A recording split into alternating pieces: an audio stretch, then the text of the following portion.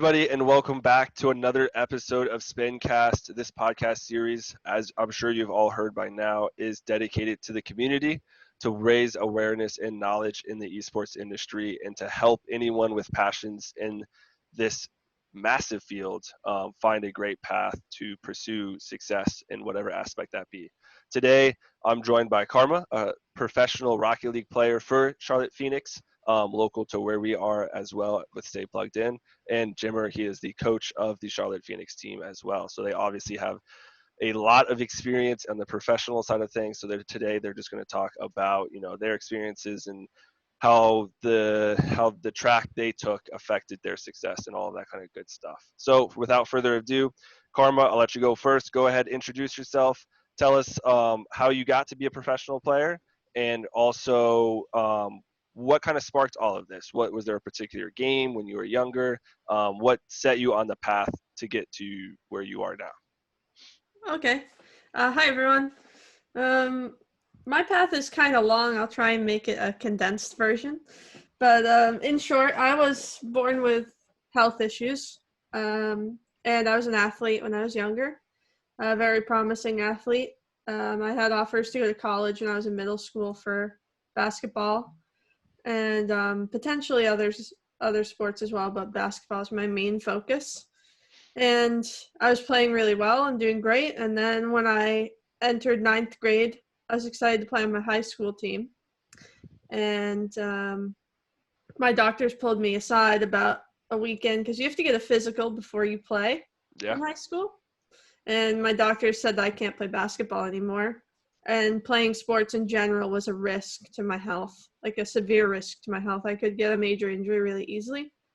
And I was just devastated. Devastated is kind of an understatement as to what I was, because I was raised on sports. I'm from Boston, so and my dad was a huge part of my life. He was my coach for a lot of it, and it was just I didn't really know what to do, and I ended up dropping out of school just because I was really upset, and I hated school to begin with. I did well in it, but I didn't ever try. Like, it was not something I enjoyed doing, or it wasn't interesting to me at all. And then I met someone, like one of my friends said that I should play Call of Duty with him. And this was in about 2006, 2007, when Call of Duty was, the game. And I decided, okay, I'll try and play with him. So I played on this horrible computer, and the frames were terrible, but I had a great time playing. And I somehow saved up money to buy myself a computer, and I kept playing, and eventually turned, at the time, which was pro in that game, but pro back then, 10, 11 years ago, isn't what pro is now. I was on a team, and we got like $30 a month or something, and we played for prize pools of like a few $100s on this website called Game Battles. It's like super old. I don't know if you guys remember that. Some of you listening might. But I was the number one team on Game Battles for computer, and we were paper signed to Team Caliber. We were their first PC team, and they ended up becoming huge. I'm not sure what they're doing now. I know that they were huge for a while, but so I was Call of Duty player for a while. Then Call of Duty ended up kind of fizzling out, and I switched over to a game called Hearthstone, which is a card game by Blizzard. And I ended up going pro in that game a few years later. And I was on teams for a while with that one. And then Hearthstone, I kind of lost interest in and didn't really like where the game was going. And then I was playing this game called Rocket League, which was with a few of my mods on my Twitch channel. We were just kind of hanging out, and I thought, hey, this is really fun.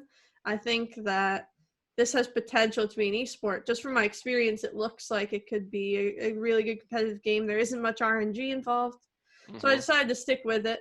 And then Psyonix announced that they were doing the RLCS about 2 months after I got involved, or a month after I got involved, because I got involved late.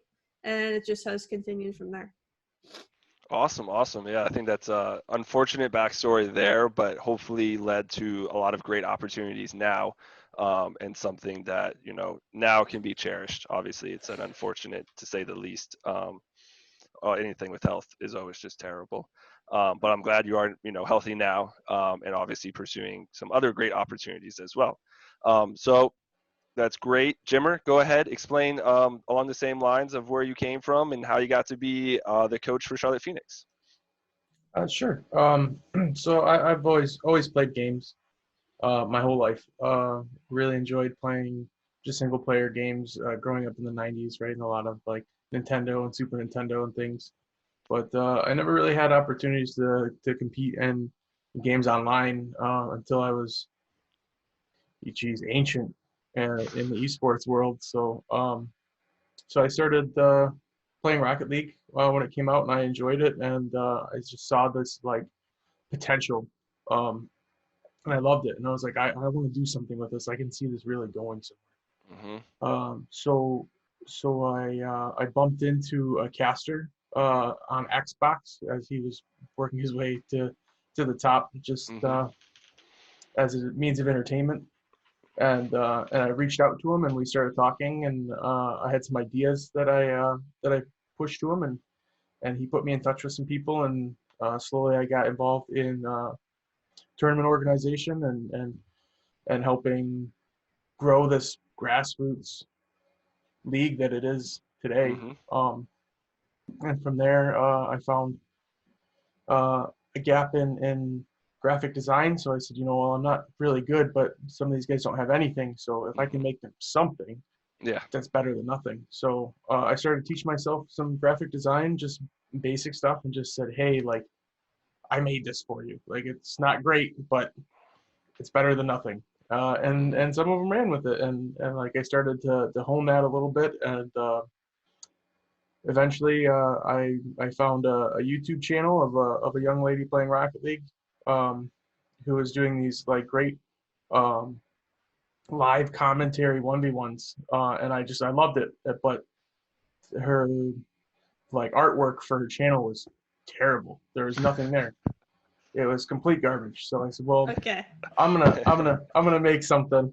And I asked some people to help me out and put me in touch with her. And I said, hey, if you don't like this, it's fan art. But if you do, you're more than welcome to use it. And we started talking, and at that point, I really had I'd seen some people make some critical mistakes as far as professionals trying to get signed with orgs and saying very silly things on social media. I said, I really want to help people get to the top. I want them to grow and develop. I'd like to manage a team. And Carmen says, well, you can manage my team. I said, okay. And we started working together, and I started kind of taking on a little more responsibility as time went, and we discussed things, and we started having these conversations about rotations and things, and really analyzing the game together, and that's kind of where I ended up kind of stumbling into a coaching role. So kind of a strange path, but for and sure. now I coach both professionally and at a collegiate level, so I very much enjoy it. That's incredible, and I think that's unusual path, but more common than I think a lot of people look at, especially with esports, is that because it's so new and still developing, that like you said, you find yourself in one place and then you talk and you see a hole or a gap where you think you can help, and you go to the next part and the next part and the next part, and all of a sudden you see yourself as a professional coach and a collegiate coach. And it's unusual, or not foreseeable, but I think it's a beautiful thing when it all comes together. It sounds like you two have a background together as well, a little bit of a little bit of digs, I guess, in the past. But yeah, so I guess, Karma, as a player, how do you approach practices and trying to improve at the top level? Obviously you're right there on the edge. How do you go about your daily routine to make sure you're constantly improving? Do you set goals for yourself? What kind of practice schedule do you partake in? All that kind of great stuff. Yeah, well, first, I always thought that quantity was better than quality when I was first starting the game. And I've learned over the time that is just completely wrong. And that quality is way better than quantity. And one of the main things I've always done is kind of watch my own replays probably to a fault. I watch them too much and I hyper-analyze myself. But I feel like a lot of the time I can see patterns of mistakes that I'm doing from watching my own replays. It gives me a better idea of what I'm executing wrong in the heat of the moment. And then in terms of like actual practice, like in terms of my car or my decisions or anything, I think that kind of comes down to scrims. So we scrim every day for about 2 hours usually. And I also do what I call warm-up maps. So in Rocket League, you can do these things called like Steam workshops where people create maps that you can use.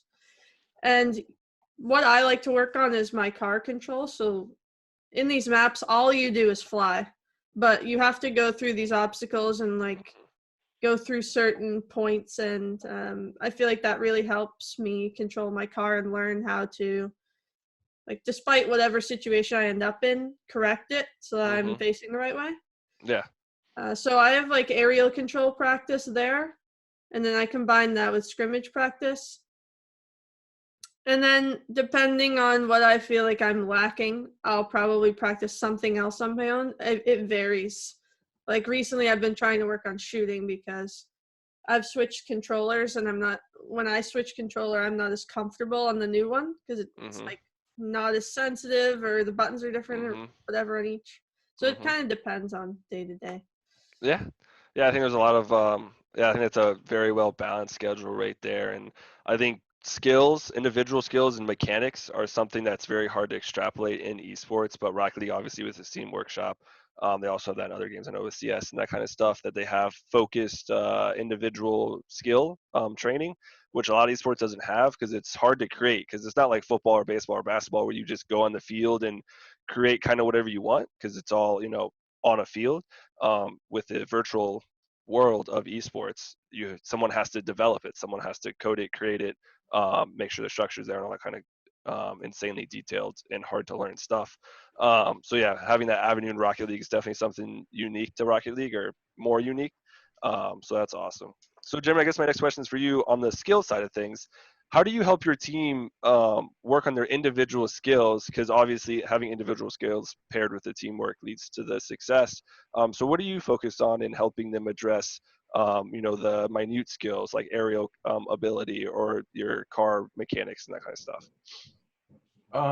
So that's an interesting question because, like at the level that we're at, with the game, right? Like to get to that level, you've put in a lot of work and a lot of time, likely on your own, right? You didn't have a coach from the get-go, and this may be, for some people, it's maybe their first time having a coach in a video game, and there's a lot of questions around, well, what is a coach? What does a coach do?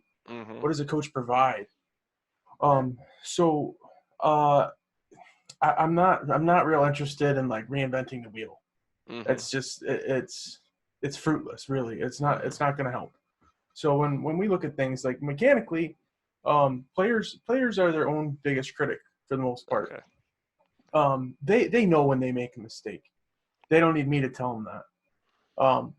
But my job, my goal is to help change the way they think about it. Okay. Right. So yes, this is a problem. How do we fix it? What are we doing to fix it, and why is that going to work? Right. It's more of asking questions and having, they know the answer. They really do. And their heart of hearts, they got here for a reason. They're very skilled. But sometimes it's more about providing direction. Yeah. So more addressing the issues, because they already know where to look for them, but maybe not how to address them. And like you said, ask, why am I doing this? How do I fix it? And how can this lead to better success if I address it in this way or that way? So more of a guide in that sense than actual drill coach, so to say. Yeah. All right. Awesome. Yeah, I think that's definitely a perspective that everyone has to take, and especially is important in that coaching world, because like you said, players sometimes might get too absorbed in themselves or be their own biggest critics, and they need to find a healthy outlet. And obviously a coach is a great outlet for that, to make sure that they're fixing what they need to fix appropriately, so to say. So I guess my next question is for you again, Jimmer. Talking, going away from the individual side of it, how do you approach the team and, the structure of practices? Like Karma said earlier, quality is always better than quantity. So making sure that your players aren't doing too much, but making sure that what they are doing is they're doing it in the right way, so to say. Sure. Yeah, and that's really a big chunk of it is finding balance, right? Mm-hmm. Whether it's time spent working and time spent doing leisurely activities, whether it's time spent indoors versus outdoors, whether it's time spent practicing on your own or with your team, right? There's Mm-hmm. always got to be like a really good mix in there. Mm-hmm. And so a lot of that discussion is finding that balance, and right down to like play styles, right? And like decision making, right? Like some people will have one way of thinking about it, and some people have another. So when it comes down to it, like we have to look at finding balance and finding compromise in order to find success. Yeah, I think work-life balance is a topic for everything, especially people sometimes overlook gaming or even competitive gaming and esports as work, right? Like this is a profession. Some people might struggle with that and think, okay, I can be practicing, so therefore I should be practicing.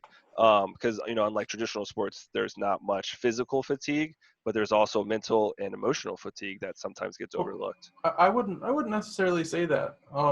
You're moving your hands and like yes, Yeah. it's repetitive motions. Um, Mm-hmm. but when you look at a game like Rocket League and there's so much control, Mm-hmm.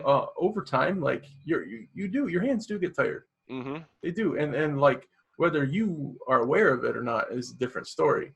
Mm-hmm. But if you don't take those things into consideration and like do stretches and rest your hands and like get blood flowing through your body, you will decay to a point where you are failing to do anything productive. Oh yeah, exactly. And I 100% agree. Maybe I conveyed myself the wrong way, but I think the physical health is a massive part of esports. And I always say, if you're not working on esports outside of the game, then you're doing yourself a disservice, right? You have to make sure that you're in that proper mental state. You have to make sure that your body is physically capable and making sure your blood flows, all of that good stuff, to make sure it's optimal for competition.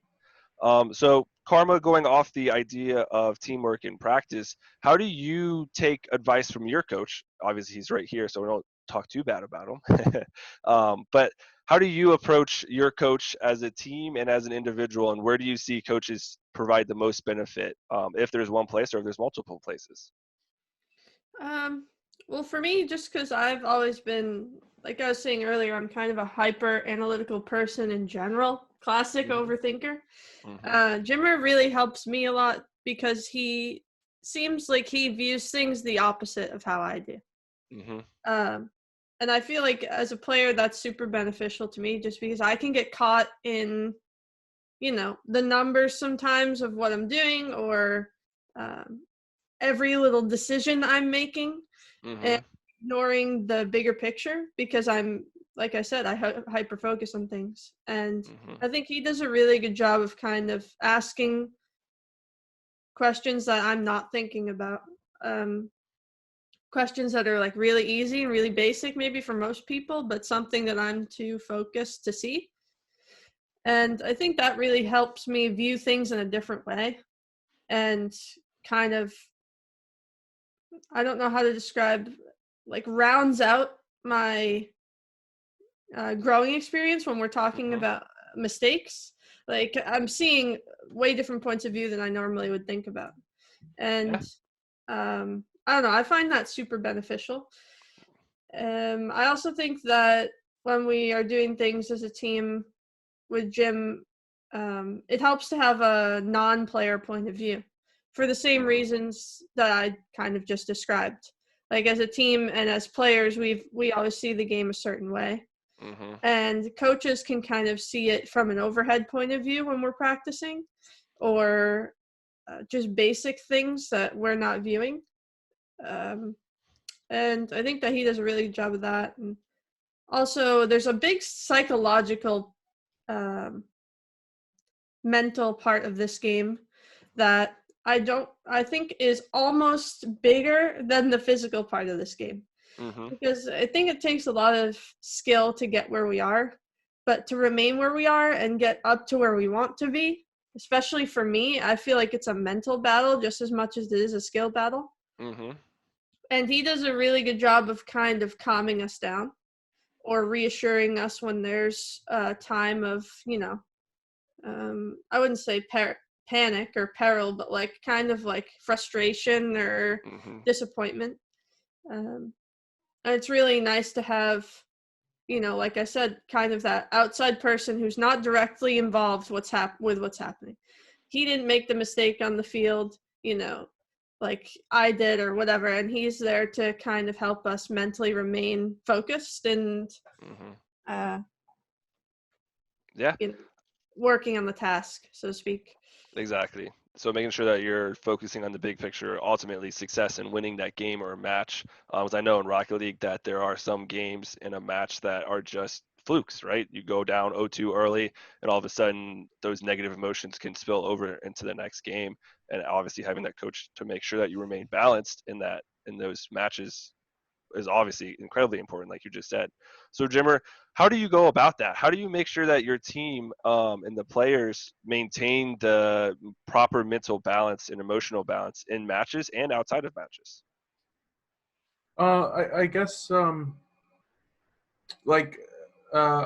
know my players pretty well. Like I make it a point to learn my players, right? Because like each and every person learns differently. Some people are more hands-on. Some people need to be told. Some people need to see. So if I don't know how they work, I can't help them be better at what they're doing. So when we have those situations, like I know the capacity of my players. I know what they're capable of. But I see things that maybe are pushing them into a place of discomfort. And we just have a discussion and say like, hey, like why are we getting upset? Let's just go do the thing, right? And it seems like lazy or simple, but these guys they've worked really, really hard to get where they are. And it's not that they need somebody to push them to be better. It's that you need somebody to maybe slow them down a little bit and like not get ahead of yourself. So a lot of times it's about remaining calm, remaining grounded. You look at at great players in any sport, hockey, right? You see like some of the best players in history, like you don't see them panic. So like even in like high intensity moments, or like if you watch like highlight reels of great players, you never see them panicked when they're clutching up and making that really, really important goal they have ice in their whatever. veins, right? So the saying goes. So like if you as a coach can't do that for your players and help give them that calming confidence, you're kind of doing them a disservice. Yeah, no, I couldn't agree more. I think we're seeing a lot more coaches come into the scene that are much more rounded coaches, right? Because I think in the beginning of esports, and I still see it in places today, you see coaches as experts of the game, but not experts at coaching as well, right? Obviously, to be a coach in a game, you have to know the game all the way through, in and out. In any sport, esport, any game, whatever that may be, you have to have that knowledge, but also you have to be a coach, like you yourself, Jimmer, making sure that your players maintain a level head, that you can help them get out of ruts, help them take a new perspective, like Karma was saying, to get back to the level or to keep improving to the next level, whatever that may be. There was one point I wanted to go back and touch on. You guys are obviously been connected for a while, right? You said, you started your pathway, Jimmer, by helping her with graphics and obviously developed this really special bond. And that's a question for both of you. This is a question for both of you. How does that help moving forward when you know each other so well, right? You know that, Karma might hyper focus on details when she needs to get a bigger picture. And Karma, that Jimmer always has your side to make sure that you stay on track. So developing that relationship, you've already touched on, it's very important. What advice would you give on top of that, like to develop that kind of relationship with teams that struggle with those kind of relationships? Honestly, like if there is not a level of team chemistry there, and like you don't invest time into like being not just a teammate but a friend, like you're kind of in some trouble. You know, it's you look at traditional sports teams, they spend a lot of time face to face, and those guys like beat their bodies up for their teammates, right? And they're willing to like dig really deep. So in esports it's a little different, but I think as an individual, if you want to help build that chemistry, show your team that you're willing to do what it takes to help everyone succeed. Yep, awesome. So Karma, going off that, how do you make sure that you develop rapport and trust in your teammates as you go about your professional path? That's a tough one for me because I never felt like I had been doing that, even though I feel like, I don't know, it sounds weird to say, but I feel like I just kind of naturally do that. I've always been part of a team since I can remember, I've been part of a team. Like, it just kind of seems like I've always had the team mentality. I think I just naturally want to get to know the people that I'm trusting with my job better, in any environment. And it's definitely important for me because I'm 27 and my teammates are 16. So it's definitely like I have to keep up with what they're doing. I feel like an old person talking about this. But it's like they're speaking all kinds of words, and sometimes I'm like, what the heck is this kid talking about? I don't know what drip is. He's like talking about drip all the time. I'm like, what do you mean? What is drip? So spending time with them and seeing kind of what they're about and who they are is just a natural thing that I like doing with people. I'm not, well, not to throw shade on gamers, I'm not the typical like introverted, antisocial type gamer. I am very extroverted and I would consider myself very social. So getting to know these people that I'm teaming with is really a pleasure. And having Jim along with me has always made it kind of more comfortable. Because I mean, I've been with Jimmer a long time, and having someone that you're comfortable with and getting to know someone new makes it even easier for me, because I feel like I can just kind of get to know the person that's new. And I feel like when you start learning and becoming friends outside of the game, like Jimmer was saying, it just becomes teaming or professionally staying together way easier. You can joke with them, you have more of a rapport with them other than just a teammate. Because sometimes, again, when you're just playing on a team, if you just see like other person as just a player who maybe isn't performing or is performing really well or whatever, you don't really think about the person, and I think it's way easier to get behind them fully and be really good teammates when, again, you're just getting to know them outside the game. Yeah, I think that's some fantastic responses there, showing the importance of team chemistry. And I think sometimes, especially in younger ages, it's hard for players to develop that because of the virtual reality of the scene, that you can click away from your team at any given moment and not really worry about it. While when you grew up playing on field with your team, it's much harder to just walk away, or at least it's not as easy as just clicking. So one last question for both of you.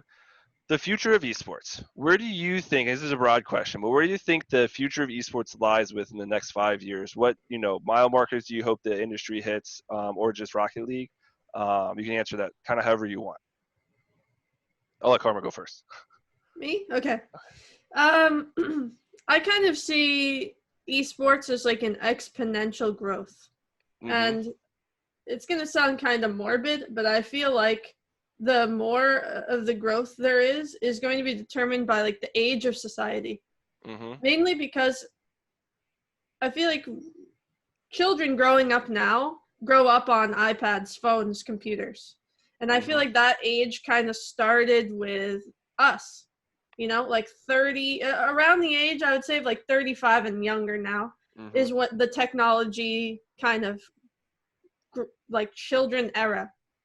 And I feel like the reason esports isn't super, super popular right now is just because esports is only that little percentage of the population. And the other percentage of the population grew up on sports and European football starting, and the NFL starting back then, and NBA, and they grew into the leagues they are now. And I feel like esports is going to grow into one of those leagues when they've been around for as long as they have. One of the difficulties with esports, though, is that it's a broad term, so there's a bunch of different sports within the term esports. You have Rocket League, CSGO, League of Legends, blah, blah, blah. So I think with that in mind, that the growth for esports, like I said, it just has huge potential. And I think it's just going to keep growing. As far as goals, I'm not really sure. I would like to see it get to 1 million concurrent viewers on stuff. That'd be pretty cool. Yeah. Because right now we're in like the hundreds of thousands for events on Twitch mostly, except for a select few. So I would like to see kind of everything grow online. And yeah, I don't know. I don't really like the idea of going to TV. So I don't think that's the audience, but whatever works, I guess. Exactly. I think the online presence is definitely a little more important, but I think TV is inevitable because those TV giants, so to say, once they see those viewership numbers and realize how much potential it has, they're not going to stay that way for too much longer. As much as we might not want it as gamers, but the inevitable is the inevitable. But I think definitely seeing those viewership numbers, like 1 million concurrent for a big tournament, would also be incredible. So Jimmer, go ahead. What would you say you want to see in the future? So to follow up Karma's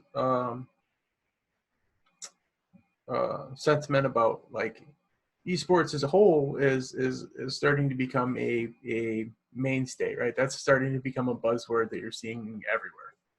And that's great. And then you get people asking, what is esports? But that's a really big door to open, right? Like you start looking into like even as far as like mobile esports, and then you have all these smaller games like Brawlhalla or Super Smash Brothers, and like, well, there's this whole fighting game community. Well, that's not esports. No, yes, it is esports. Okay, well, so what is and what isn't? So you have this huge, widespread plethora of choices, and it's so daunting that I think it'll scare people away, and you'll get people to be like, oh, check this out, and they'll watch something like Dota 2. Like me, I would watch it and go, I have no idea what's going on here. This means nothing to me. I don't know if that was good or bad. I've tried learning MOBAs, and it's like, oh, okay. Like my friend tried, like, let's play, and I sit down, I'm like, how many operators are there? Like 140? Oh.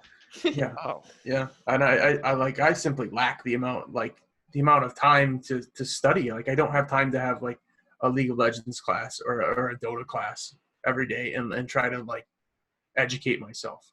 So those things are have like targeted audiences. But I think a game like Rocket League, you see a ball and 2 goals and you go, all right, I know what's going on here. This is easy enough to pick up. All right. Ooh, what's that thing that they just did? Wait, how did they do that? Right. And then that's the hook, line, and sinker coming in. But as things go digital, you see more and more things like Hulu now. Like a lot of people just have TV through Hulu, right? They don't have a cable box anymore. And I do think that like how things are being developed now with esports will probably be the mainstay. But at the same time, I think like transitioning to some of those TV platforms like ESPN is going to be a huge milestone, right? You're starting to see that happen. Like our World Championship for last season was broadcast on ESPN2 about a week ago or so. And that was very exciting. And I had people calling me, messaging me like, hey, I saw that game that you play on ESPN. That's really cool, right? And like people start to get a little more excited. And they're, I guess for some people who don't really get into it as much, it creates validity for them. They're like, oh, no, this is real. I saw it on TV. Exactly. So that's where I think the next big hurdle for esports is as a whole. Yeah, I think I couldn't agree more, is that the community inside of esports is fantastic, and we all embrace each other and help each other in whatever we need help with, right? But outside the community, that level of acceptance and cultural awareness surrounding esports just isn't quite there yet. Not anywhere near traditional sports is, right? Because you say, hey, I play esports or I play Rocket League competitive. To the average person, so to say, on the street, you're going to get a different response than you say, hey, I'm a pro NBA player, right? Which I think taking time and, like you said, maybe TV's answer that in some kind of validity. Maybe it's making Twitch more acceptable, or having a Twitch channel, right, where we can still kind of retain some of what we like as gamers, but also, like you said, appeal to those people that are outside of the community. So I guess that my last question would be, talking about community, what advice would you have to parents or kids that are watching this, and what's the best way for them to get involved in the community, so they can start, making, developing relationships, all that kind of great stuff to help them get to their next level, whatever that may be. Jimmer, I'll let you go first, and then we'll finish with Karma. So for me, like, I got started by reaching out. I reached out to somebody, and I just hoped that they'd respond. And they did. And I've always made it a point that if someone reaches out to me, I respond to them. Always. So if this is a passion for you, or you're interested, or like you're unsure of this, like the validity behind these things, reach out. I mean, that's the only way you can really get started is to take the first step yourself. Mm-hmm. So if you're on the fence, like, do your research, and if you still have questions, reach out. People are happy to help, right? Like you said, our communities are always really helpful, and once you've taken that first step, you're pretty much accepted into the community. That's how it goes. So Exactly. That's the best way to get involved if you're interested, is to take that first step yourself. Yeah, I think the community, like you said, is always reciprocative. That's a hard word to say. We'll always reciprocate whatever you give us, right? If you show us the passion, we're going to give you ours right back. All right, Carmo, what do you think about that? Well, for parents, I think it's kind of difficult. My parents didn't support me for a while. And I think that parents, if your child is expressing, interest in wanting to go professional in the game, it's kind of hard to gauge, because there's no comparison you have. Like, if you watch your kid play basketball, you can see if he's the best on the team. If you watch your kid play Fortnite, you have no idea, what his level of competition is. So I think if your parents, you should try and allow your kid the freedom to explore it while keeping it in check. I don't think that they should be, on the computer 24 hours a day. I'm not advocating that, but I think that I am advocating, pursuit of dreams. I think that that's really valuable when you're a parent as a kid, to allow your kid to kind of explore their options. And if, they have a dream in something, you don't want to just crush them and immediately tell them no. I'm not a parent, so it's hard for me to answer that exactly, but I'm just speaking from the kid's point of view. Mm-hmm. It's crushing to hear something when you go up to your parents and you're super excited and you're passionate about what you want to do, and you bring it to these people that you love and that kind of are directing your life, and they just shut you down instantly. It's just kind of defeating. Mm-hmm. And it can work all kinds of ways when you do that. So that would be my advice for parents. For kids, I would say that with all this social media going on, when I was younger, I think one of the things that I wish I was told was that, everything you post can be found. So be careful of what you're saying on social medias, and try and keep an open mind when you're getting involved in video game communities. One of the great things about video games is that it's super inclusive and accepting of all types of people, all types of races, everything like that. And in the online community, people hide behind computer screens. And I am a big target of a lot of love and a lot of hate, just because I'm a woman in gaming and a professional at that. So if you're getting involved, just to kids, just try and be accepting of people. Don't go and criticize everyone or try and take down people who you're jealous of or want to be where they are. And I think that will go a long way, be friendly to everyone. Try and grind the game. My best advice is to get really good at the game, number one, just by playing and learning what does well. Once you get high on that like leaderboard type top rank, you start to add people who you think are also good and giving you a hard time while you're playing them. That's what I did. I would play against these people and I'd be like, dang, I won that game, but that was really tough. And I add that guy and then I start playing with him so that I don't have to play against him anymore and he's on my team. And then you kind of develop that friendship. And, you know, who knows where they're going with this game. Maybe he's already is a pro and you don't know. And you start talking with them and, you know, that brings you to other paths and so on and so forth. But just try and reach out to other people who are also as good as you and keep an eye out for tournaments. And you can play with that person who is also as good as you in tournaments. Maybe they're not competitive either.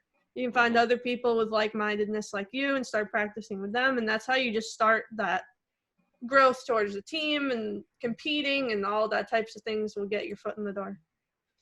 Yeah, I think that all of those approaches right there are a great approach to expanding the community and showing parents and kids alike, hey, there's a ton of opportunities. Here's a direction to go in. And I think if they follow those words, they'll be successful, to say the least. I think going back to the parental side of things, always try to take the time, and you have a gajillion resources if you're a parent. Like we were talking, like Jimmer said earlier, the community is so accepting of anyone that wants to learn more about our game or our esport or our, you know, job or profession, that we'll give you our time of day and gladly talk your ear off about everything that we think is fantastic about esports. So reach out, and like you said, it's not that difficult to find information once you take that first step. Unfortunately, that is all the time we have for today, everyone. So I want to say thank you again to Karma and Jimmer for joining me and sharing everything about, you know, their professions and their lives, of course, for esports and how they're impacting the scene. So lastly, Karma and Jimmer, tell us where we can find you on social media, where we can watch you play with Charlotte Phoenix, so we can keep up with you guys. I have a bunch, but mainly on, if you just, the simple way is to Google Karma Rocket League. You can find everything about me there. But if you want on Twitter, I'm Karma with an HTV, because Karma was taken. And my Twitch page is Karma with an AH at the end.